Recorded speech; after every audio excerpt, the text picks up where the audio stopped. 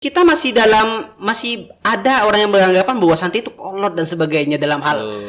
Tetapi saya tidak setuju kalau santri itu dibilang barangnya murah-murah.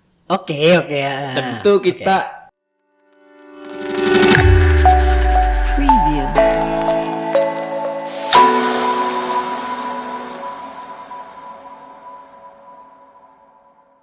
Oke, assalamualaikum warahmatullahi wabarakatuh. Waalaikumsalam warahmatullahi wabarakatuh. Kembali lagi dengan saya Samsija. Tentunya masih di podcast santri dan saya ucapkan selamat pagi, selamat siang dan selamat sore untuk semua pendengar podcast santri. Bersama saya di sini ada seorang teman, salah seorang santri tentunya. Nyantri di Malang ya Mas ya? Ya, nyantri di Malang. Kita sama sebenarnya. Ya, kita satu pesantren ya.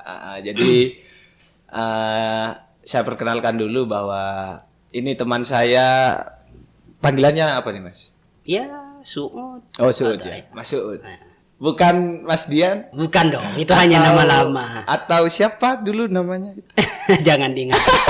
Itu hanya sekedar ya udahlah. Ya, jadi Suudian Syah atau banyak sekali ketika di pesantren itu kan. Oke. Jadi Mas Suud ini nyantri kalau tidak salah sekitar 6 tahun ya? Lebih dong. 6 tahun. Dari kelas 1 dong. Kalau 7 dong. Kalau dihitung dari sebenarnya saya berangkat dari Pontianak dari rumah.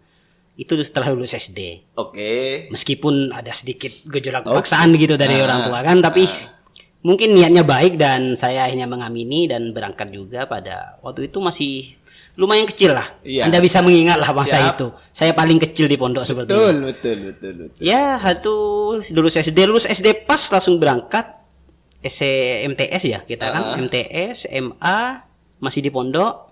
Setelah itu kita masih di pondok sebenarnya tidak ada istilah meninggalkan pondok, hanya saja kita kuliah pindah tempat karena kuliahnya di beda kabupaten atau beda kota seperti itu. Walaupun di luar kota. Iya, di luar meskipun satu regional kita di Malang Raya ya. Iya. Jadi kita mondok di Malang. Iya benar, kita nyantri di Malang, kemudian setelah itu kuliah juga di Malang. Kuliah kita juga sama sepertinya. Meskipun di luar kota. Artinya di Malang itu kan ada 3 ya. Malang Raya itu ada 3. Ya, ada 3. Kabupaten Malang. Ada yang kedua itu Kota Malang dan pasti ada Kota Batu, kota wisata Batu. Dan paling saya di antara 3 itu yang Kota Batu yang paling menarik bagi saya. Tentu dong, karena di sana ada banyak sekali wisata di salah satu memang lokasinya dikhususkan banyak tempat wisata dan di sisi lain juga cuaca yang sangat mendukung. Cuaca dingin. Yang mungkin tidak bisa kita temukan di Pontianak khususnya pada saat ini yang kita tempati saat ini seperti itu. Oke, ngomong-ngomong nih sebenarnya saya ingin mengajak berdiskusi tentang gimana sih kira-kira style santri itu gimana? Saya pikir Anda ini adalah salah seorang yang sangat memperhatikan style, penampilan, sikap dan semua hal tentang lifestyle begitu ya. Oke. Pertanyaannya adalah gimana sih sebenarnya santri itu harus menjaga style menurut Anda? Tapi sebelum itu kita saya santai aja sambil ngerokok gitu kan. Sebelum melanjutkan atau menjawab dari pertanyaan Anda, tapi yang pertama saya tidak terlalu seakan-akan Anda mengenakan saya seakan-akan sangat tahu tentang style, gaya hidup dan sebagainya. Bagi saya hanya biasa-biasa aja, hanya saja saya sedikit memperhatikan dari hal itu. Tapi paling tidak di kalangan teman-teman santri sepernongkrongan kita. Iya, oke. Anda orang paling memperhatikan style. Oke. Ada sampai sini ada setuju dong? Ya mungkin. Ya. Tapi saya tidak terlalu mengiyakan secara teguh dan seakan-akan itu kebenaran yang sangat seperti itulah maksud saya. Tapi saya sedikit kalau pengetahuan tentang style, tentang gaya dan sebagainya mungkin memang saya sedikit tertarik dengan hal itu karena bagi saya sendiri pun, bagi saya gaya itu kita tidak bisa menampakkan setiap gaya pada tempat apapun seperti itu.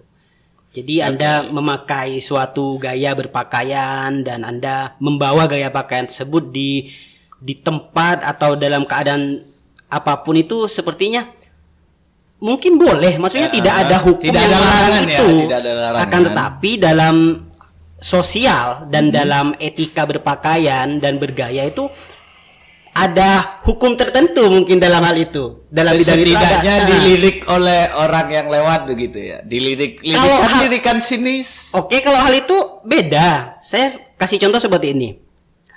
Ketika mungkin kita ambil contoh pejabat negara dan sebagainya itu. Pasha Ungu. Oke. Pasha Ungu. Pasha Ungu. Pasha Ungu dengan tampilannya, Gubernur rambut ya? pirangnya. Bupati apa gubernur? Bupati sepertinya. Bupati ya? Nah, dengan rambut pirangnya hingga akhirnya dapat teguran dan akhirnya Dapat teguran dari Menteri Dalam Negeri. dan bukannya mengubah warnanya menjadi hitam malah langsung menggundul rambutnya.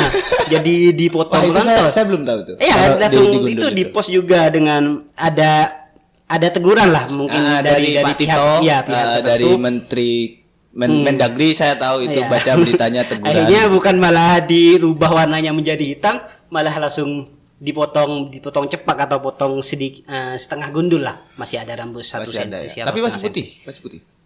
Iya, tidak dong, hitam dong langsung. Oh, sudah Rambutnya hitam. dihitamkan Karena kan begitu ya? pasti warna itu pasti ada di atas dari Iya, benar. dari rambut yang paling bawah seperti itu. Benar. Tapi yang paling penting adalah ketika seperti halnya waktu itu ada hal yang disayangkan dari Kemendikbud, Mas Nadiem, Oh ya, ketika Pak, menghadiri Mas Menteri. Mas Menteri ketika menghadiri acara wisuda atau pengukuhan doktor atau apa itu saya lupa, Iya. dan beliau hanya memakai pakaian kasual yang seharusnya Oh, bisa iya, dipakai oke. dalam keadaan santai dan apapun, dan Betul, itu betul. pun meskipun tidak banyak halayak umum mengetahui, tapi banyak yang menyayangkan Betul. cara Paling berpakaian tidak- beliau. paling Ha. tidak menjadi contoh. Iya, begitu menjadi ya. contoh Padahal yang- itu acara resmi dong. Acara resmi dan Acara beliau resmi. masih memakai pakaian kasual yang bisa Pakaian dipakai santuy gitu ya. dipakai buat Santuy. keadaan apapun. Dan itu yang dapat sedikit kritikan dari pihak-pihak tertentu yang sangat menjunjung tinggi dalam keadaan tertentu seperti keadaan formal dan sebagainya. Kembali ke awal dong. Oke. Gimana nih santri? Dan bagi saya santri pada zaman saat ini, maksudnya di masa di apa ya istilahnya, zaman Ya zaman Zaman now gitu milenial, ya. zaman Zaman milenial. now gitu kan. memang masih kalau dulu nggak tahu kenapa, kalau dulu saya melihat santri, mereka selalu ingin menampakkan kesantriannya, entah kenapa seperti itu. Oke. Iya, Oke. kalau dulu saya melihat seperti itu. Paling Dan- tidak dulu ini acuannya zaman kita ya, Iya. bukan yang lebih senior begitu. Oke, masih. Karena begini, saya mengerti zaman dulu kenapa mereka masih mengutamakan memakai sarung dan kopiah dalam satu hal. Mereka memang sudah mendapat apa ya istilahnya, mendapat nama. Kadang orang mondok santri ketika sudah boyo, mendapatkan status kadang mendapat sosial status sosial dari masyarakat. ustad. Lah, Dari masyarakat, kata ustad betul. bagi saya kan mereka yang memiliki ilmu keagamaan dan bisa dijadikan rujukan tentang pertanyaan-pertanyaan yang dibutuhkan dalam masyarakat, problematika dalam, umat begitu dalam ya. sosial.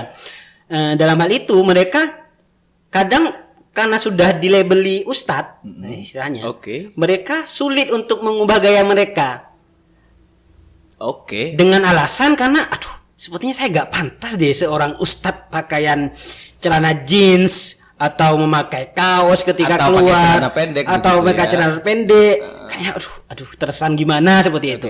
Dan saya melihat itu mungkin itu suatu alasan yang bisa dipegang bagi orang tertentu. Tapi kalau bagi saya bukannya risih, tapi ketika melihat seseorang dalam hal tertentu dengan gagahnya masih sebenarnya pantas sekali lagi, tidak ada yang Iya, salah dari tidak itu, Tidak ada yang salah. Tapi melihat itu seakan-akan kita merasa aduh kok gini sih, walaupun kita sebagai santri kan, saya menyayangkan, aduh kayaknya terkesan soalnya selama ini kita masih ada orang yang beranggapan bahwa santri itu kolot dan sebagainya dalam hal style dan sebagainya. Mungkin mereka hanya tahu tentang ilmu keagamaan doang, mana tahu tentang modernitas, tentang masalah milenial, yang hype begitu ya.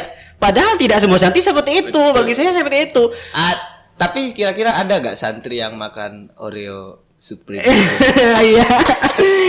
Kalau sampai saat ini nggak tahu ya, tapi sepertinya mungkin ada karena tidak semua santri, karena ada santri yang sebelum jadi santri juga memiliki status sosial yang tinggi dalam segi kekayaan, keluarga, keturunan dan sebagainya. Dari secara ekonomi secara berkecukupan ekonomi, ya. Kadang kalau saya pribadi, saya segi ekonomi biasa-biasa saja seperti itu. Saya maksudnya dalam takaran sosial masih biasa-biasa saja, tidak terlalu yang wow dan sebagainya. Tapi walaupun saya tahu dengan gaya berpakaian dan sebagainya, tahu dengan brand-brand yang hype dan brand-brand yang sangat mahal. Saya menyukai, tapi saya tidak bisa membeli. Tapi bagi saya tidak apa-apa seperti itu. Karena bagi mereka banyak ketika kita di tongkrongan ngobrolin masalah ini, mereka apaan sih harga segitu kok bisa mahal seperti itu.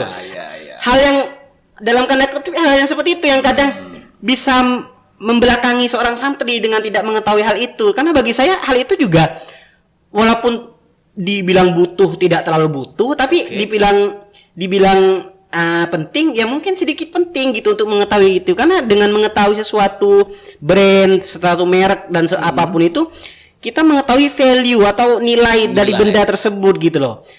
Karena tidak jarang bagi mereka yang hanya mengetahui, mereka membeli sesuatu dan mereka tidak menyadari bahwa itu ada fake atau KW gitu, barang KW. Padahal bahasa orang tua kita itu imitasi. Iya, imitasi dengan barang tertentu seperti yang mungkin kita sering lihat merek Adidas dalam sepatu dan Nike. Mereka kadang ada tulisannya nah apa gitu yang naikin. Tapi mereka yakin bahwa ini bagus kok, dan dia tidak menyadari bahwa barang itu adalah fake, dan dia sangat mendukung dengan dalam produk-produk seperti itu. Bagi saya sangat menyayangkan itu, karena gini loh sebelumnya, karena banyak brand-brand atau merek-merek lokal yang walaupun kamu menginginkan sesuatu seperti Nike, Adidas, tapi Anda tidak memiliki effort atau tidak memiliki kemampuan dalam hal itu, mungkin dalam segi ekonomi dan sebagainya. Betul. Anda bisa mencari hal yang mungkin hampir menyamai kualitasnya dan sebagainya, tapi bukan yang fake gitu loh. Ya saya sangat menyayangkan ketika mereka lebih memilih biarin ngapa orang fake sok-sokan, kamu sok-sokan ini. Kadang seperti itu kalau ditegur. Saya hanya kadang memberikan masukan kepada sama santri, janganlah beli yang fake. Carilah sesuatu yang mungkin kamu ingin sesuatu seperti itu, tampilannya, gayanya dan sebagainya pasti ada. Dan dari produk lokal itu banyak, dan itu bukan fake, bukan yang imitasi dan sebagainya, betul, sesuai dengan budget yang kita punya seperti itu. Tapi gini, overall memang saya lihat bahwa ada banyak, setidaknya dari lingkaran kita ya, kita saya melihat ada banyak bahkan dari teman-teman yang tidak begitu memperhatikan apakah itu KW ataupun ori begitu ya. Tetapi saya tidak setuju kalau santri itu dibilang barangnya murah-murah. Oke. Tentu kita mungkin saya ada beberapa teman yang bukan santri lah, memang tidak pernah nyantri dan tidak tahu kehidupan santri. Gitu. Mereka kaget ketika saya omongin gitu kan. Itu sarungnya 500 loh. Itu sarungnya 2 juta loh. 2 juta loh gitu. Itu bajunya 3 juta loh. Baju merek-merek Donggala begitu kan? Saya sambil nge-film enggak apa-apa. Oh, enggak apa-apa dong, santai. Nah, artinya bagi saya memang punya segmen masing-masing. Santri itu tetap hype di lingkaran mereka dengan kondisi ekonomi yang mumpuni, dan ya mereka hype di pakaian-pakaian yang mereka gunakan sehari-hari. BAS gila dong harganya 3 juta dong. Lamiri, merek-merek sarung yang seperti mungkin itu. Mungkin nanti Supreme harus buat sarung. Kolaborasi dengan BS atau Donggala seperti itu. Jadi jual 100 juta. 100 juta satu. Sama kayak Bata kemarin, berapa batanya? Bata Supreme itu masih jutaan lah. Harga jutaan walaupun nggak tahu mau diapain seperti itu. Siapa? Tapi rata-rata kalau saya nonton sih dipakai buat cuma dipajang doang ya. Kan nggak mungkin dong dibangunin rumah. Dibangun dengan bata atau batako Supreme itu gimana ya jadinya ya. Itu tapi saya penasaran juga sebenarnya itu untuk bata Supreme itu pakai tanah mana ya? Iya. Dia kerjasamanya sama di mana? Nah, kalau bata kuning itu kan rata-rata di Jawa. Kalau boleh. di Kalimantan, di daerah kita kan di Pontianak dan sekitarnya itu kan batanya pakai itu kan semen itu ya. Semen dan ada cetakannya seperti itu. betul. Bagi saya yang mahal Ya, dari kalau cetakan sama-sama ada cetakan dong. Iya dong. Malah yang bata tanah juga ada dong. yang bikin mahal cetakan Supreme-nya itu dengan ada tulisan Supreme-nya itu yang bikin mahal. Bisa buat sendiri deh. Saya yakin itu pengrajin Ya mungkin bata bisa. itu Kembali lagi kepada value bagi saya, Mas Ajis. Value-nya itu loh yang dikedepankan bagi mereka. Saya kayaknya bisa kalau cuma nulis Oreo nyetak biskuit Oreo dengan tulisan Supreme kayaknya segampang itu. Tapi kan value-nya beda gitu loh. Banyak mereka yang memang mementingkan bukan hanya sekedar harga atau apapun, tapi mereka memang hype gitu ya. Di salah satunya memang mampu pertama ya kan? Paling Mampu tidak keluar itu kan cuma gimana ya? Paling tidak kita keluar wah Supreme nih. Ya. Meskipun kadang asli gak nih? Oke, gitu kan. oke. Kadang ada kecurigaan gitu kan. Tapi kadang kita gak usah ngomongin Supreme dulu. Supreme itu bagi saya brand yang terlalu paling hype lah mungkin ya. bukan hype sih, lebih ke itu. Merek Supreme tuh merek kayaknya sulit buat dijangkau kita saat ini. Bagi saya seperti itu. Karena walaupun kita bisa melihat di zaman sekarang orang-orang pakai Off-White, pakai Supreme. Saya kadang tertawa, tapi tidak saya melihatkan secara langsung dong, seperti itu dong. Yes. Saya tertawa dalam hati, ya Allah, sampai segitunya gitu loh. Maksudnya orang pengen, ya nggak tahu juga. Kadang memang orang nggak tahu ini merek apa Off-White gitu, tapi hanya, bagus nih gitu loh. Jeans karet gitu, tapi ada ririsnya warna kuning kayak gitu kan, yang ada tulisan Off-White. Mereka nggak tahu, seandainya mereka tahu harganya, bagi saya nggak mungkin membeli itu. Bagi mereka yang mengetahui value dari barang tertentu seperti itu.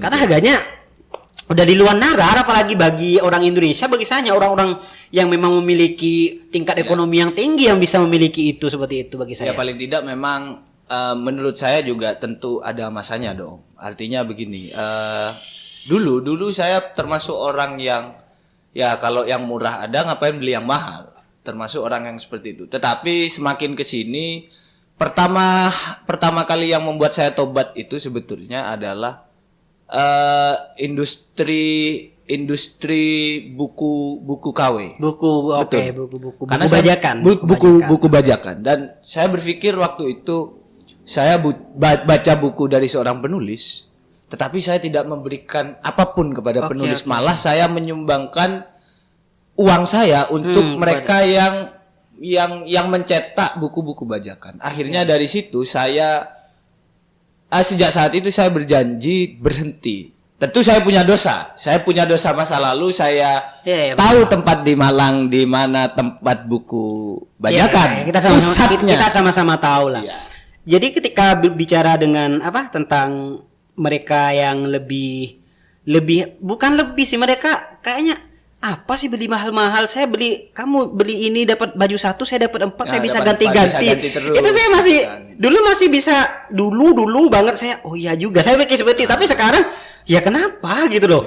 Saya beli ini dengan value-nya ini, dengan kualitasnya beda dong. Kita nggak bisa menyamakan kualitas barang KW dengan barang original dong. Pasti beda. Mereka membuatnya dengan teliti dan semaksimal mungkin gitu. Sedangkan barang KW mereka hanya ingin menyamakan tampilannya saja tanpa mengikuti kualitas yang ada. Seperti itu kan gatel gitu. Iya kan. Salah satunya seperti itu. Termasuk sarung ini kan. Ini sarung yang agak murahan. Iya, sama lah punya saya. Ini Wadimor, saya tidak di endorse oleh Wadimor. Sama. Wadimor ingin jadi sponsor, silakan, nanti logonya ada di sini. Sarungnya saya pakai nanti kan. Bagi saya Wadimor masih dalam sarung takaran. Kan ada kelas-kelasnya. Banyak juga. Orang ada songket dan sebagainya. Kalau masih punya saya masih agak standar lah. Walaupun sama-sama Wadimor seperti itu. Tapi bagi saya yang mereka yang masih berpikiran seperti itu, banyak masih teman-teman santri kita yang bukan seperti itu. Sedangkan bagi yang seperti yang Anda katakan gatel, ya wajar ganti-ganti terus gitu kan, ganti-ganti terus karena gatel kainnya, panas dan sebagainya. Sedangkan mereka yang bajunya mahal itu kan beda. Jadi kita men-treat sesuatu atau memperlakukan suatu benda dengan harga tertentu itu beda loh, Mas Ajis. Saya punya sesuatu yang anggap beli lelong, seperti kan ya, beli bahan bekas. Jangan itu lelong itu apa ya? Dijelaskan dulu lah. Karena lelong itu bahan second lah, tapi bahasa di Pontianak lelong panggilannya. Gitu ya? Second hand seperti itu. Ketika kita memiliki itu, kita treat kita, perlakuan kita kepada itu kayaknya tak acu gitu loh. Habis udah Ya, dibuang kemana, dibuang kemana. Ya. Cara treatmentnya dalam melakukan itu. Terus beda dengan halnya ketika kita memiliki sesuatu harga yang mungkin di atas 100. Bagi kita agak 100 udah lumayan lah, lumayan. Itu kita perlakuan kita terhadap hal itu pasti beda. Cara kita mencuci itu hati-hati sangat. Betul. Bukan berarti kita sangat duniawi dalam istilah tasawufnya kan. Tidak seperti itu juga karena masih belum makomnya seperti itu kan. Betul. Ya karena barang mahal ya harus dirawat. Iya, harus dirawat dengan baik. Ada sarung-sarungnya Kiai itu perawatannya luar biasa sekali. Harus jangan sampai pakai rinso, harus pakai sampo seperti itu. Maksudnya deterjen apa rinso? Apa rinso daya? Apa rinso daya? Sebenarnya deterjen maksudnya sebenarnya nggak ada unsur apa-apa ya. Tapi kebanyakan soalnya gini. Apa rinso boom? Soalnya kebanyakan kita kan orang Madura dan orang Madura di Madura sana menyebut deterjen itu bukan rinso tapi Soklin. Yang saya ingat itu yang lucunya itu. Soklin juga sama-sama merek tertentu gitu kan ya. Tapi mereka lebih prefer ke Soklin daripada rinso. Padahal Soklin itu kan kalau tidak salah terkenal dengan bahan pemutih. Iya, bahan pemutih juga sama, deterjen juga sama. Ya, deterjen ada, tetapi awal karir mereka awal karirnya itu sepertinya di pemutih begitu ya. Tapi kebanyakan kan ketika kita di Pontianak khususnya pasti kebanyakan menyebutkan rinso daripada deterjen, kebanyakan seperti itu. Ya, jadi memang perawatannya juga luar biasa. Iya, juga luar biasa dong ketika kita sarung 3 juta gitu. Memang kebanyakan mereka kadang lebih memilih buat apa sih gaya-gayaan pakai baju apa, yang penting saya punya sarung bagus gitu kan. Lamiri BHS atau Donggala pakai batik yang harga 500-an sebagai saya udah pas dan pakai kopiah gitu kan. Dah saya kopiahnya kopiah NU. Ya itu. Sama kemana saja saya pakai ini terlihat keren dan sebagainya. Tidak seperti itu. Tidak semua sarung bisa dipakai di mana saja. Bagi saya seperti itu sih. Tetapi saya dulu pernah ada seorang teman itu semacam nantangin gitulah, kasih tantangan begitu kan. Kamu berani nggak ke Matos salah satu mall di Malang, pusat perbelanjaan pusat perbelanjaan di Malang.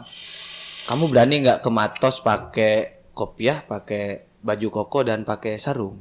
Saya bilang saya berani, pokoknya kamu modalin.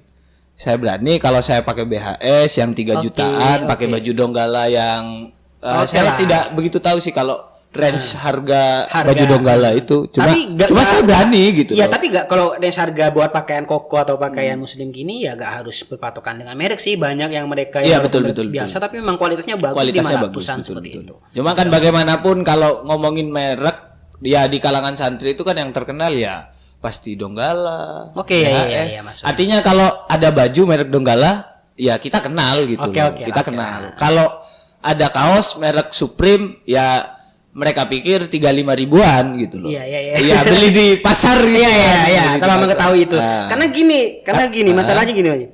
Mereka yang tahu tentang brand suatu brand dan keaslian dan kualitas dan histori dari brand tersebut akan menganggap hal itu atau memperlakukan satu barang tuh lebih istimewa lah ya. Lebih istimewa gini daripada mereka yang tidak tahu menahu gitu. Ya pakaian aja kayak gini sudah buat hari-hari aja gini-gini. Ya, karena sebagian orang ada yang memang sangat mementingkan itu. Sampai-sampai saking terkenalnya suatu merek kayak merek LV, merek LV yang LV tahu kan, betul. Yang dipakai tas-tas ibu-ibu.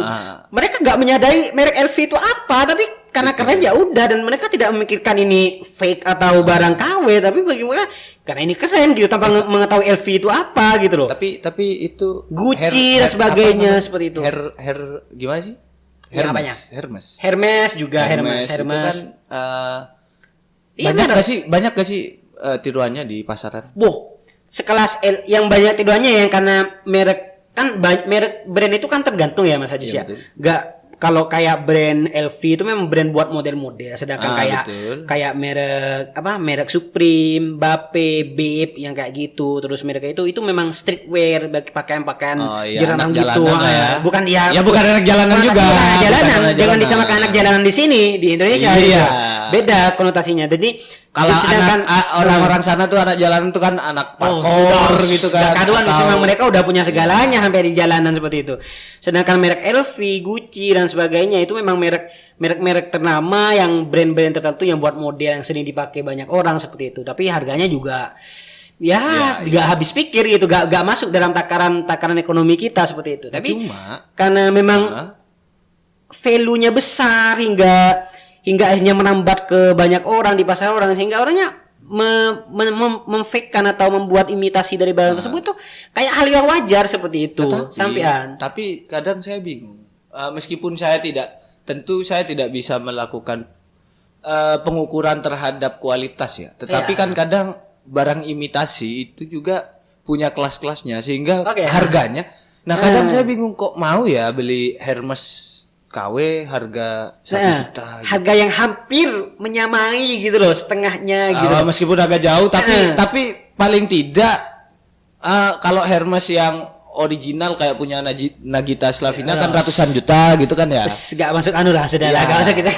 Nah, tetapi kan di pasaran itu kalau setahu saya ya barang-barang KW itu kan ada kayak ya kelas-kelasnya, ada yang mulai dari 35.000. Ada yang paling tinggi premium, dikasih nama premium. Jadi apakah barang KW premium hampir mirip kualitasnya? Jadi jadi seperti itu Mas Haji. Mungkin kualitasnya hampir menyamai, kadang memang seperti itu. Memang mereka tuh memang kadang ada yang memang nggak tahu ya, mungkin mereka ingin memfasilitasi mereka yang memang memiliki budget tertentu, tapi dengan mereka menawarkan kualitas yang bagus, dengan gaya dan tampilan yang bagus juga ya hampir mirip, tapi hanya saja kalah dari tingkat brandnya gitu, tanpa atas nama secara orisinil gitu loh, nggak bisa dicek dimanapun. Karena kalau barang-barang tertentu kan ada tag name tertentu yang bisa name tagnya yang produksinya itu pasti beda, price tagnya seperti itu yang bisa dicek di websitenya seperti itu. Hal itu yang mungkin dibedakan. Tapi kualitas kadang memang saya menemukan juga memang kualitasnya itu kayak seperti satu fans lah kita ambil saja. Karena satu fans itu kita sampai sulit membedakan mana yang ori dan mana yang premium. Saking hampir samanya gitu kualitasnya gitu loh, segi bahan dan sebagainya. Banyak ditiru juga ya oleh produk-produk lokal. Gayanya hampir mirip lah, meskipun beda. Tapi kalau daripada beli fans yang premium, saya beli produk lokal yang memang gayanya hampir mirip dengan kualitas yang juga bagus juga, gak bisa diragukan juga. Dan harganya juga kan lebih terjangkau juga. Harga dan ori 500 dan kita bisa membanggakan ori gitu loh, bukan dilihat orang. Kalau sampai ketahuan kan mungkin mereka nggak mungkin malu, ada orang tertentu yang mungkin nggak peduli. Kan nggak mungkin juga dong ada, kamu pakai sepatu KW, sini injak dulu sepatunya. Kan nggak mungkin dong. Ya nggak mungkin ada orang itu. Tapi kalau barang tertentu yang saya tahu itu kan orang yang, kalau saya yakin orang yang memang sangat peduli dengan value barang tertentu itu akan enggan mau mengkonsumsi atau membeli barang-barang KW seperti itu. Walaupun bukan berarti mereka tidak mau mendukung pendukung tingkat ekonomi bagi mereka pekerja seperti itu atau orang yang bergelut di industri KW begitu. Karena bagi saya seperti ini kembali lagi yang seperti Anda ucapkan tadi, masalah buku bajakan. Betul. Saya kadang pernah sempat bukan berdebat tapi cekcok, sangat cekcok lah istilahnya, sangat udah hampir di ambang batas gitu. Soalnya sudah sama-sama menguatkan. Saya sama orang yang sangat setuju dengan pembajakan. Dengan pembajakan. Karena bagi saya seperti ini, saya juga pernah mengkonsumsi buku bajakan. Membeli buku bajakan. Mungkin karena waktu itu budget yang sangat kalau saya memang karena ketidaktahuan. Kalau saya waktu itu ya tahu sedikit tentang membajakan buku ya, ini. Tahu dong, kayaknya sama-sama tahu. Ya buku ini ya memang fotokopian seperti itu, hanya di scan dan sebagainya, kertasnya gitu jelek kualitasnya. Tapi karena memang pada saat itu hype-nya buku itu, maksudnya banyak orang baca buku itu hingga hanya belum sempat pinjam.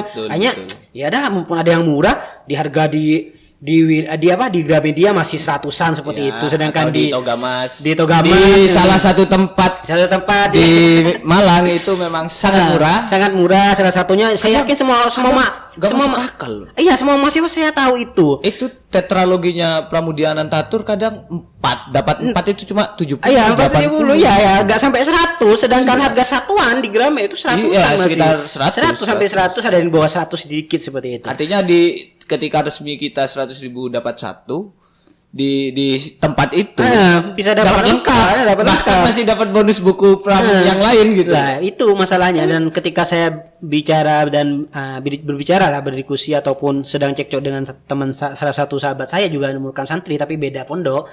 Dia mengatakan, "Saya cobalah kamu gak usah beli buku bajakan kalau memang punya uang. Soalnya saya yakin betul. dia juga berkemampuan gitu loh. Dia punya kemampuan lah dalam segi ekonomi, masih bisa lah membeli buku original seperti itu. Tapi dia bersikuku, ya kenapa uang ini dijual kok saya beli, kok uang saya ini gak ada. Ya oke lah kamu beli, tapi kamu masa gak berpikir dengan penulisnya. Penulisnya kamu kira-kira dapat apa itu? Loh, emang kenapa? Walaupun bajakan, kalau emang di sana di toko saya yang dibeli, contohnya itu kan, bajakan kenapa di sana gak di sweeping istilahnya gitu kan, disukai.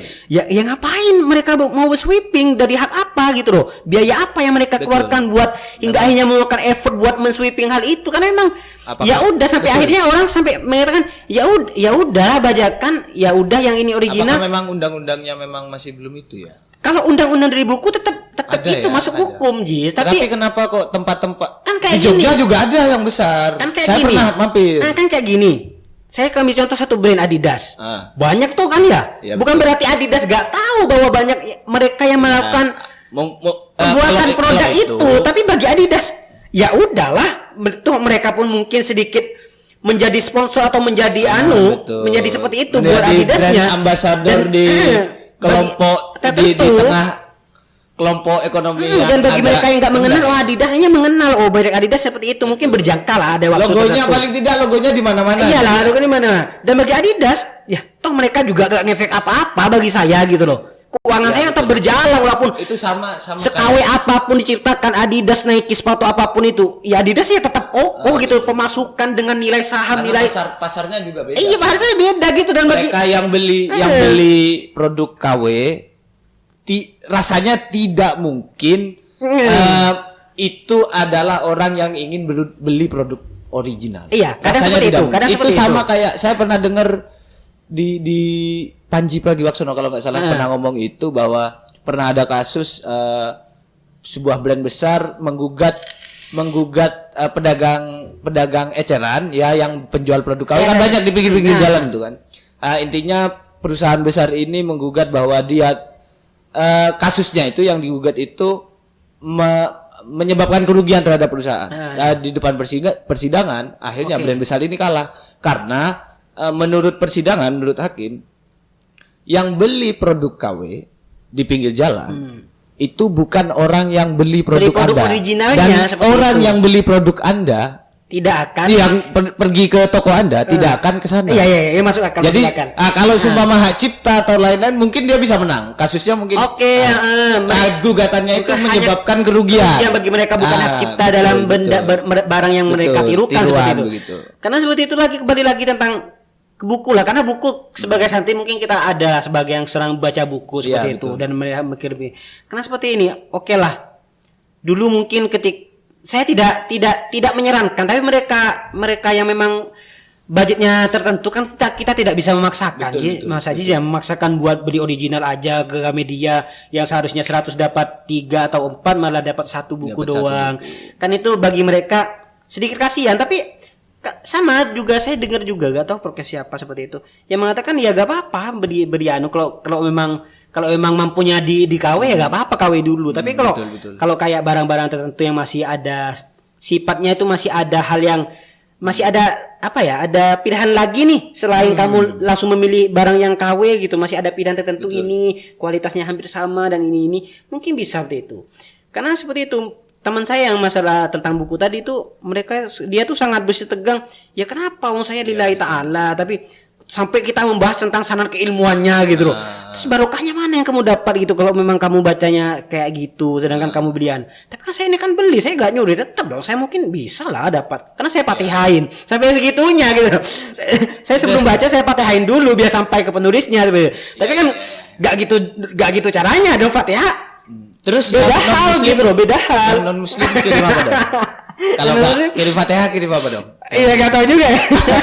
Mungkin kirimnya juga mungkin puji Tuhan begitu ya. Lebih milih kepada buku yang non muslim juga mungkin seperti itu. Seperti itu mungkin Fatihah kan hal yang beda. Ini kan kita bicara dalam hal keduniaan masih ini. Masalah royalti yang didapatkan betul. Saya nulis, saya butuh. Sumpama saya adalah penulis besar, ya tentu saya butuh waktu, meluangkan waktu banyak, meluangkan laptop, paling tidak akan pasti modal laptop. Oh iya dong. Kopi. Oke. Kemudian dia pasti punya banyak koleksi buku. Ya paling tidak diganti lah gitu loh. Iya, tapi bagi saya yang terpenting Penulis dari gitu semua loh. yang Anda sebutkan barusan itu pikiran. Ya pikiran juga. Gini loh, Jis. Anda bisa membayangkan orang-orang penulis itu pasti lebih sering menyendiri. Saya yakin itu. Betul. Dan bayangkan kamu dalam kesendirian memikirkan sesuatu secara terstruktur, plot dan sebagainya. Anda bayangkan Anda ketika nulis skripsi lah. Gimana Anda bayangkan? Betul. Gimana perasaan itu? Ya Allah, seperti itu gitu loh. Dan bagi saya itu yang saya lebih hargai, itu pemikiran mereka hingga effort mereka hanya di masa depan kita nggak laptop. ngasih uang ke mereka gitu kan. Saya Masa reward kita lah istilahnya lah. Reward betul. kita, saya membaca buku ini dan saya mendapat wawasan baru. Inilah setidaknya yang bisa saya selain Fatihah tadi ya. Iya. Selain Fatihah tadi. Tapi kalau pembajakan sanad bisa nggak ya? Sanad maksudnya? Ya kan kita sebagai kaum santri itu kan tentu sanad keilmuan itu adalah sesuatu hal yang yang memang perlu diperhatikan. Iya, pasti. Bisa nggak mungkin istilah-istilah belajar langsung kepada Rasulullah apakah itu sebuah pembajakan sanad begitu? Kapan yang ngomong itu belajar sama Rasulullah gitu? Iya. Ya mungkin itu salah satu pembajakan sanad sehingga melupakan perjuangan. Tapi bagaimanapun, bagaimanapun orang-orang yang bilang belajar langsung pada Rasulullah melalui hadis, paling tidak mereka pasti bersanad sama Imam Bukhari. Pasti. Nah, begitu. Paling tidak dengan hadis sahihnya Bukhari Muslim. Bukhari Muslim. Ya seperti itu. Makanya kan agak iya sih, kadang saya melihat juga kabar yang seperti itu, maksudnya salah satu orang public figure lah, bukan hanya segar tapi mereka yang dipercayai banyak umat seperti itu ya, mengatakan hanya seperti itu. Bagi saya gimana ya, seperti yang dikatakan sana, bagi mereka kok bisa langsung ke Rasulullah, sedangkan yang ditulis bukan Rasulullah yang tulis hadis kan seperti itu kan. Itu yang hanya ucapan beliau, sabda beliau yang dikumpulkan dan perjuangan itu berat dari Imam Bukhari Muslim. Imam Bukhari dan Muslim itu perjuangan cerita beliau dengan mengukuhkan diri sebagai sumber ataupun hadis mereka adalah sahih itu, itu sangat luar biasa. Dan dia seakan-akan penelitian yang dilakukan itu kan pasti melihat sumbernya. Melihat sumber banyak. Kalau kita membahas tentang hadis itu banyak suatu ilmuwan yang sulit untuk kita pahami, harus tahu karakter orang yang meriwayatkannya. Ini periwayatnya pernah bohong atau tidak kan begitu kan. Kalau kita belajar, saya yakin kalau sekarang itu satu hadis itu mungkin nggak selesai 1 minggu atau mungkin lebih gitu loh. Dengan tapi kita harus barokahnya kewaliannya Imam Bukhari Muslim. Ya alhamdulillah kita punya sampai hari ini kita bisa membaca hadis-hadis sahih. Dan seakan-akan beliau saya mengatakan beliau gak apa-apa lah. Beliau mengatakan langsung sanad kepada Rasulullah, mungkin seakan-akan menyingkirkan beliau seperti Imam Bukhari dan Muslim gitu loh. Padahal bacanya pasti itu gak mungkin kemana-mana. Hadis apa yang mereka dapatkan dari internet gitu tanpa harus mengetahui sanad dan paling tidak dari internet kan juga bersanad kepada penguploadnya. Ayo dong. Dan akun tertentu, maksudnya website tertentu kan seperti itu. Ya masuk seperti itu. Ya makanya sebisa mungkin berhentilah membajakan begitu kan. Tapi sekarang memang untuk buku begini loh Jis, kita gak bisa langsung mengatakan berhenti membajakan. Bagi mereka memang mereka, saya lebih fokus kepada mereka penikmatnya daripada, tapi enggak juga daripada ketika industrinya bisa berhenti, tentu enggak ada yang bisa menikmati. Dan itu yang sulit di saat seperti, bukan saat seperti, maksudnya pada keadaan bangsa kita seperti ini, kita seakan-akan langsung hentikan proses membajakan itu.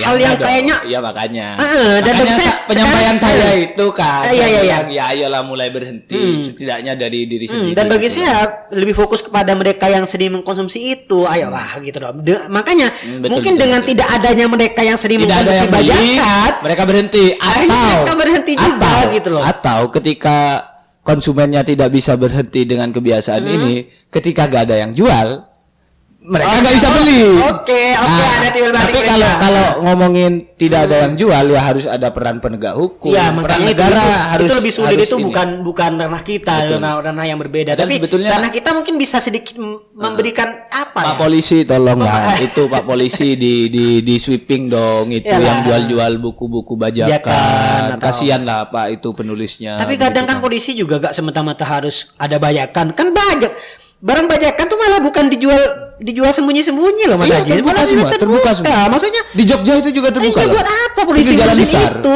gitu loh. Hal apa yang bisa dari hal itu gitu loh bagi saya. Ya, Anda seandainya makanya, jadi polisi seperti itu kan. Ada bajakan. Ya penegakan Apa yang hukum dong, yang seharusnya. akan dididik dari masyarakat buat saya gitu, cuma bajakan gini malah seakan-akan nanti saya terlihat jelek gara-gara saya menghentikan usaha orang kayak Satpol PP. Mana ada Satpol PP baik ketika menggusur Iya juga sih, suatu iya juga dagangan. Tapi Buruk memang perlu, citranya seperti artinya itu. memang perlu edukasi. Iyalah edukasi, mulai makanya butuh edukasi waktu yang panjang. yang lebih tepat itu memang kepada mereka penikmatnya. Ayolah, mungkin masih banyak produk-produk atau Tapi barang-barang tertentu yang bagaimanapun, original yang masih Masih murah. Bagaimanapun semua kebaikan itu pasti punya dampak buruk. Semua kebaikan pasti Oke punya lah, dampak iyalah. buruk. Karena Setelah contohnya itu. contohnya saya pernah dengar ceritanya Gus Baha bahwa ketika penutupan Gang Doli di Surabaya, itu yang nelongso itu bukan hanya mereka pekerja-pekerja saja. Itu yang jualan rokok di pinggir jalan, Pak Haji yang pakai kopiah putih juga merasa dirugikan gitu. Karena konsumen toko tersebut ya yang jualan rokok, makanan, yang snack sering gitu. dilewati. Iya, Memang betul, seharusnya ada orang konsumen yang biasanya ke sana dan Padahal kan penutupan tersebut tentu kita lihat ya baik. baik. Meskipun dan harus fokusnya ini saya yakin dong, fokusnya lebih ke harus diberdayakan juga dong. Iya, pokoknya ke sana dan tujuan utamanya yang saya yakin yang Anda sebutkan tadi nggak masuk tujuan utama ketika penggusuran itu. Betul. Hanya fokus sama pekerja PSK dan sebagainya seperti itu yang lebih difokuskan gitu agar selesai semuanya seperti itu. Ya, makanya memang ke depan ya saya berharap semua semakin sehat. Ya, semua industri meskipun ya tetapi kalau industri KW pakaian KW itu memang sepertinya agak susah karena memang di desa-desa itu ya karena orang tua itu saya sering kayak petani-petani itu sering pakai kaos Adidas atau Nike. Ya dibuat macul akhirnya. Dibuat macul. Iya dong. Karena satu mereka nggak tahu ini logo apa sih centang gitu kan, garis-garis garis-garis coretan apa. Ya yang penting mereka itu fungsi pakaian adalah untuk menutupi mereka bagi yang muslim ya menutup aurat begitu kan. Ya khususnya sih saya mengharapkan bagi para santri sih Mas Ajis. Bagi para santri yang hanya pada saat ini hanya fokus kepada ilmu keagamaan terus menerus. Sedikitnya mengetahui lah ilmu-ilmu yang seperti ini. Ya, sekarang kan paling tidak iyalah di nasional itu kita punya tokoh Gus Baha yang pada akhirnya menurut saya bisa merepresentasikan bahwa santri itu tidak hanya ngomongin agama. Tapi paham. Semua ilmu keagamaan itu ya sejalan dengan ilmu-ilmu umum. Ya makanya itu bagi saya yang saya ingin berikan pemahaman kepada para santriwati lah khususnya kan ya sebagai bagian dari kita untuk setidaknya mengurangi lah walaupun gak mampu saya gak punya uang ngapain saya mengurangi lah setidaknya walaupun atau paling gak beli baju polos aja sih kenapa sih pakai kaos polos gitu saya yakin banyak loh Combat 30S selain gitu bayar kan. Membeli merek-merek tertentu yang pasti yakin kekaweannya gitu. Masih banyak mereka yang menjual barang yang memang kualitasnya bagus, harganya juga sama gitu loh. Gak harus seperti itu gitu loh. Ya pakailah hal yang seperti itu, jangan memang kurangi gitu. Sejak beberapa lalu saya mungkin sekitar 1 tahun terakhir, ya memang saya termasuk orang yang terlambat menyadari hal itu. Saya sudah mulai ya paling tidak ya seperti kaos, saya mencoba cari produk lokal yang kalau di Malang itu kan ada kayak Oyisam, Ultras, merek apalagi itu yang lumayan bagus juga itu yang di Suhat itu ada itu. Saya kalau produk kaos seperti itu memang fokus kepada tempat-tempat tertentu gitu pembeliannya. Tapi kalau di Kalimantan produk lokal yang bagus. Produk lokal saya kurang tahu juga ya kalau masalah. Yang saya kadang kalau selama ini saya hanya mencari dari luar online. Ya belanja online bagi saya kodeannya lebih terjamin gitu loh dengan mengetahui toko dan sebagainya dengan harga yang bisa kita pilih juga bisa kita compare juga sedangkan di lain. Pontianak bagi saya mungkin kadang harga itu gak sesuai gitu loh Mas Haji. Memang harganya entah beda jauh lah dengan di Malang dengan yang Anda rasakan di Malang. Memang harga kaos di sana yang 100 dapat 2 dengan harganya tertentu dan memang sangat kualitas juga terjamin. Di sini mungkin dapat 1 seperti itu. Saking bedanya tingkat ekonomi di sini seperti itu sih. Ya memang saya lihat paling tidak memang menurut saya di Kalimantan itu memang kebutuhan hidupnya tinggi, tetapi gajinya, pendapatannya juga agak lebih tinggi daripada orang yang di Malang, yang di Jawa. Iya, memang iya seperti sih, itu iya sih. sih. Iya, Overall iya. seperti itu. Iya. Soalnya ketika kita lihat posisi ekonomi atau keadaan ekonomi di Pontianak itu kan kadang orang kalau mengetahui Kalimantan langsung ujung-ujungnya batu bara dan Ya sebagainya. betul. Sedangkan Padahal mereka Kalbar nggak ada ya? nggak ada kayaknya. dong. Mereka hanya ya sawit pun Sawit. ya orang-orang pabrik tertentu yang memiliki memang PT-PT besar, bukan orang-orang perorangan petani. Petani di sini ya masih berjibaku dengan jadi buruh. padi. Iya, dengan talas atau keladi kayak gitu. Hal yang seperti itulah masih bersifat buruh bangunan. Masih banyak yang mereka yang pergi ke luar negeri, ke Malaysia khususnya, Malaysia, ke Arab juga ke banyak. Arab, yang hanya untuk menafkahi hidup kan memang. Ya untuk urusan perut saja kan. Ya kualitas ekonomi masih perkotaannya pun bagi saya di Pontianak itu masih ya bagi saya yang pernah Anda katakan, maksudnya kurang pandai ya untuk mengelola kota Pontianak pemerintahnya seperti itu. Padahal bagi saya kalau kita bicara potensi pariwisata juga saya pikir iya, aduh, sumpah sulit sekali kok. iya. Saya juga dulu pernah punya keinginan buat membuat travel dan sebagainya. Tapi karena mau travel kemana gitu loh. Iya, maksudnya paling nanti ke kalau di Malang masih Jukat Resort kan ya di sini. Allah. Atau mentok-mentok ya agak ke barat sedikit kan ke daerah iya, dulu Singkawang Singkawang banyak kan ya. jauh gitu loh. Jauh, Katanya jauh. ketika kita memastikan buat travel atau berwisata itu kita harus punya biaya yang besar gitu loh, gak kayak di Malang yang sedikit-sedikit ada air terjun yang masih asri, masih kemudian itu masih terjaga dan masih mungkin masih gratis gitu, hanya bayar parkir doang gitu loh. Jika memang tidak ada memang yang original, pariwisata original, ya paling tidak bisa buat seperti, meskipun agak susah juga ya kalau buat kayak di Coban Rais di Batu itu kan jurang begitu kan, di sini juga ya datarannya rata beda, ya nggak naik turun gitu, makanya panas juga. Ya di sini pun yang seharusnya kalau di Malang itu namanya bukit, di sini sampai dinamain gunung karena memang saking nggak adanya gunung, sedangkan bahkan dikeruk lagi ya Allah. Dijual tanahnya kuning gitu. Aduh. Itu punya siapa ya? Entah, yang saya nggak tahu, saya hanya dengar sesuatu. Ada pemilikan tertentu dengan hal itu gitu loh. Jadi nggak semata-mata mereka, yang penting saya punya truk, punya dam, punya alat buat mengkeruk gunung, ya saya bebas. Gak, ternyata memang ada gitu, ada yang punya gitu loh tertentu. Ini punya saya, ini punya saya, gitu. Ada struktur dan ada prosesnya gitu loh. Bukan hanya main kuruk-kuruk aja gitu, ngeruk-ngeruk sesuatu tanpa ada dasarnya gitu seperti itu. Ya paling tidak memang kondisi kita dari pemerintahan sampai ke kalangan santri juga masih belum ideal betul kan? Sehingga tentu kita berharap ke depan ini ada perbaikan entah dari semua pihak lah. Dari semua pihak lah khususnya. Betul. Tapi kita mulai dari santri dari diri sendiri khususnya lah seperti itu. Makanya podcast ini juga salah satu tujuannya adalah melawan stigma. Melawan stigma bahwa santri tidak bisa apa-apa, tidak punya prestasi apa-apa, tidak punya masa depan. Lagi yang paling saya tekankan santri kolot itu loh. Betul. Yang dan saya hanya bisa jadi ustadz. Nanti tentu kita dan punya bintang tamu yang merupakan kepala desa, dari tokoh politik atau pertanian atau banyak hal. Yang backgroundnya masih santri. Betul.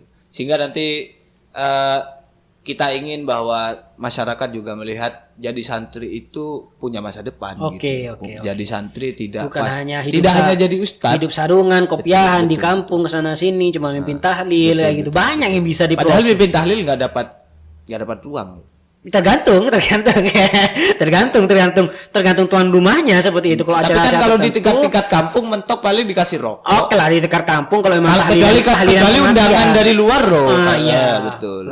Kalau seumpama saya kiai besar, saya diundang oleh kampung sebelah, biasanya ada dong.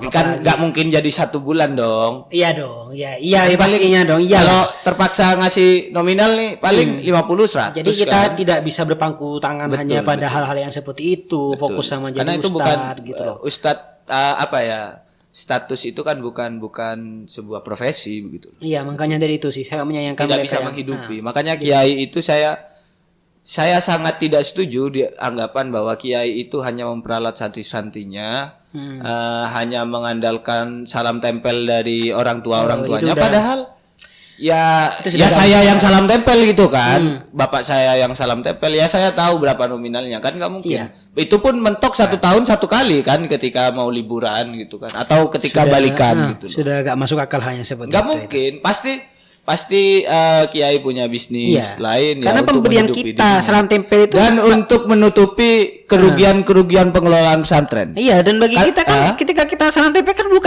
bukan dipaksa gitu loh, Ji.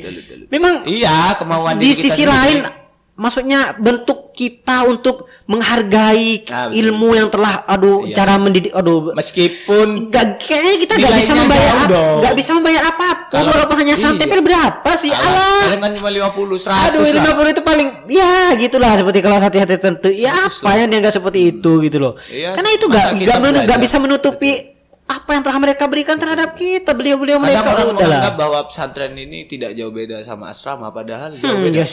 Di asrama itu kadang kan masih menghitung profit, di pesantren nggak bisa. Nggak ada dong. Nggak bisa. Semuanya pasti ruginya. Iya. Pasti ruginya. Iya pastinya. Dan semuanya kita pasti fokus buat pesantren, buat apa lagi gitu loh. Meskipun kita pesantren. Saya pun sadarnya kan baru sekarang bahwa bayangkan loh 2013 itu. 2013 kalau enggak salah 15.000 ya bulanan kita di pondok ya. 15.000 sama yang 5.000 itu untuk madrasah diniyah 1 bulan. SPP kita sebulan. 15.000 1 bulan. 1 bulan 2013.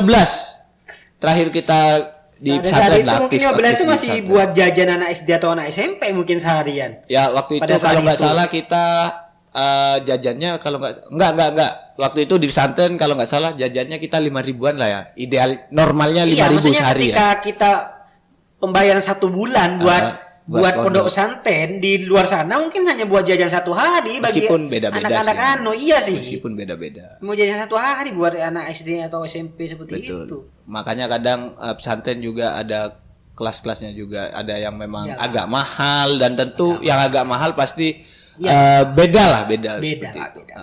Dan itu pilihan masing-masing. Betul. Pesantren itu pilihan. Pesantren itu pilihan, mau milih pesantren yang paling salaf, ada yang enggak ada sekolah formal juga ada, yang semi seperti orang tua itu sih Mas Haji juga berpengaruh. Kadang memang orang tua yang sangat terlalu peduli seakan-akan anak saya enggak mau susah deh gitu. Betul. Enggak hanya mau cari pondok. Banyak enggak jangan terlalu mulu-mulu seperti itu sebagai orang tua atau wali santri seperti itu. Saya pertama masuk pondok 2006 itu saya masih ingat.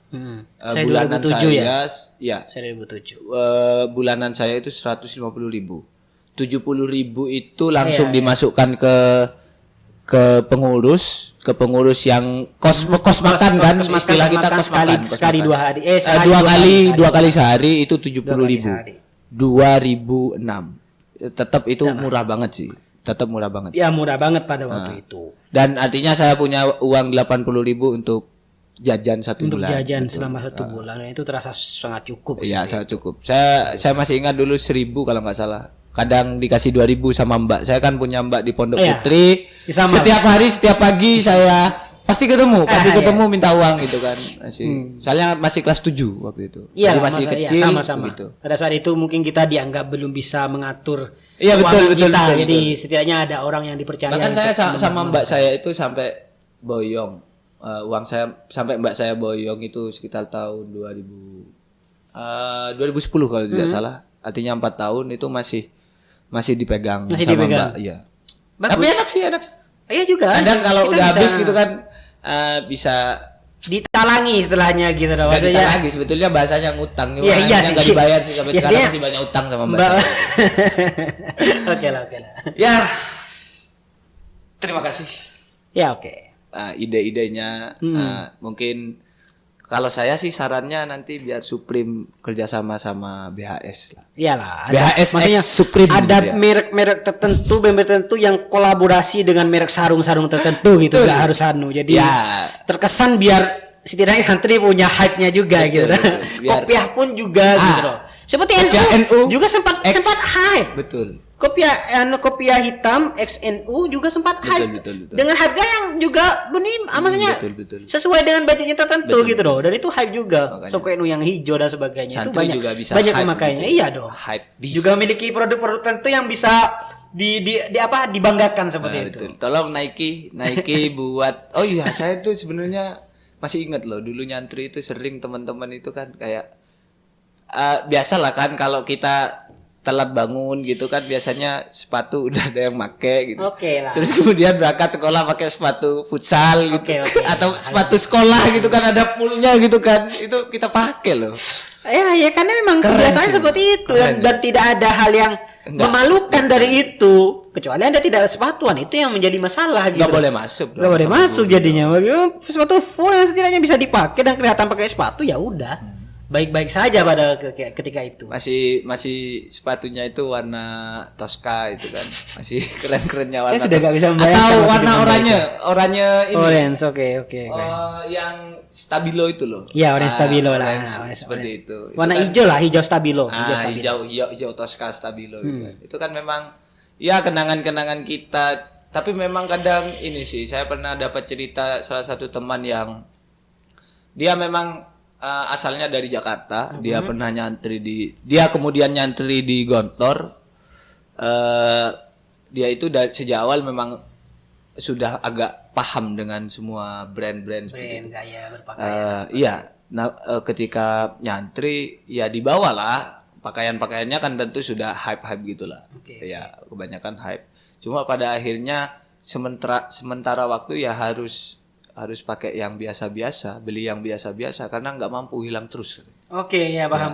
Itu salah satu problem juga sih. Dan hilangnya itu saya yakin yang mengambil itu pun nggak tahu merek Iya, itu nggak tahu, ya nggak emang tahu. butuh saja di pondok seperti itu karena nyatanya bukan Tapi mereka nanti kan seminggu lagi ketemu lagi. iya bukan karena aduh ini barang mahal nih bukan gitu posisinya karena memang ya udah memang yang ngambil itu ya pengen ngambil aja Itu gitu, sepatu-sepatu pengen pakai aja. bola di santri itu nggak ada loh yang merek jelek itu nggak ada. Iya, Nike, nggak ada Adidas, sih. harga Tapi tetap- 70.000 iya, gitu kan. tolong lah.